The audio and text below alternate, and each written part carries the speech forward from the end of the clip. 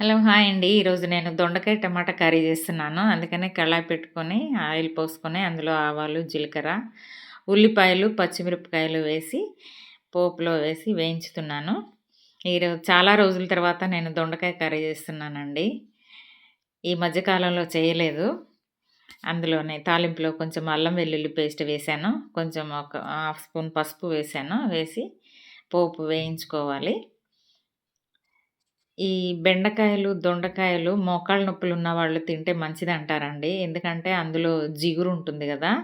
ఆ జిగురు బాగా పనిచేస్తుందని. కరివేపాకు కూడా వేశాను.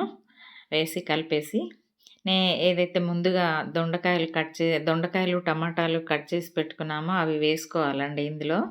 ఇందులో ఒక స్పూను ధనియాల పొడి కూడా వేసి కలిపాను. ఈ బెండకాయలు, దొండకాయలు యాక్చువల్‌గా అందరూ ఫ్రై చేస్తారు. చాలా బావుంటది ఫ్రై రైస్‌లోకి. చూడండి ఆ తాలింపు వేగిపోయింది. అందులో నేను ముందుగా తరిగి పెట్టుకున్న దొండకాయ ముక్కలు, టొమాటో ముక్కలు వేసేసాను. 2 కూరగాయ ముక్కలతోటి టొమాటోలు గూడా వేసేస్తానండి. ఎందుకంటే వాటితో పాటు ఉడికిపోతాయి మెత్తగాని. అందులో దానికి సరిపడా కర్రీకి సరిపడా సాల్ట్ కూడా వేసి కలిపేసి మూత పెట్టేసి కాసేపు మగ్గించాలి. అప్పుడు టమాటాలు చక్కగా ఉడికిపోతాయి. టమాటాలో వాటర్ గూడా బయటకొస్తాయి. చక్కగా ఉడికిపోతాయండి. ఈ బెండకాయ కర్రీ నేను ఈరోజు ఇలాగ ఎందుకు చేస్తున్నానంటే ఆఫ్టర్‌నూను, ఈవినింగ్ కూడా మేము మా బాబు, నేను చపాతీలే తింటున్నాము. ఒక 3 డేస్ నుంచి. అందుకనే కర్రీ ఇలాగ చేస్తున్నాను. కర్రీకి సరిపడా కారప్పొడి కూడా వేశాను. వేసి కలిపేసేసి కాసేపు మూత పెట్టి మగ్గించాలి. కారం ముక్కలకి చక్కగా పడుతుంది కాబట్టి. ఫ్రై అయితే బెండకాయలైనా, దొండకాయలైనా ఏ కర్రీ అయినా ఫ్రై అయితే రైస్‌లోకి చాలా బావుంటదండి. చపాతీలోకి అలాగా డ్రైగా తినలేం కాబట్టి, ఇలాగ కొంచెం వాటర్ పోసి చేయాలని ఈరోజు ఇలాగ చేస్తున్నాను. చపాతీలోకి ఈజీగా తినడానికని. చూడండి ఉడికిపోయింది చక్కగా.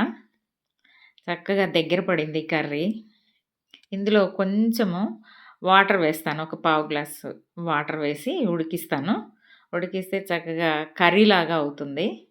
చపాతీలోకి తినటానికి ఈజీగా బావుంటుందండి ఇలాగా చేస్తే ఏ కర్రీ అయినా. రైస్‌లోకి గూడా బావుంటుంది. నేనైతే ఇలాగ చేశాను. మీరెలా చేస్తారో కామెంట్స్‌లో పెట్టండి.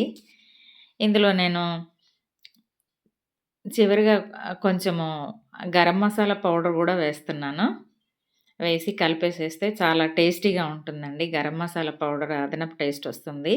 కర్రీ రెడీ అయిపోయినట్టే అండి. ఈరోజు కొత్తిమీర లేదు మా ఇంట్లో, అయిపోయింది. అందుకే వేయలేదు. చూడండి చక్కగా ఉడికిపోయింది. ఈ వీడియో మీకు నచ్చినట్లయితే లైక్ చేయండి, సబ్స్క్రైబ్ చేసుకోండి, నన్ను సపోర్ట్ చేయండి. కొత్తగా చూసేవాళ్ళు ఎవరైనా ఉంటే ప్లీజ్ లైక్ అండ్ సబ్స్క్రైబ్.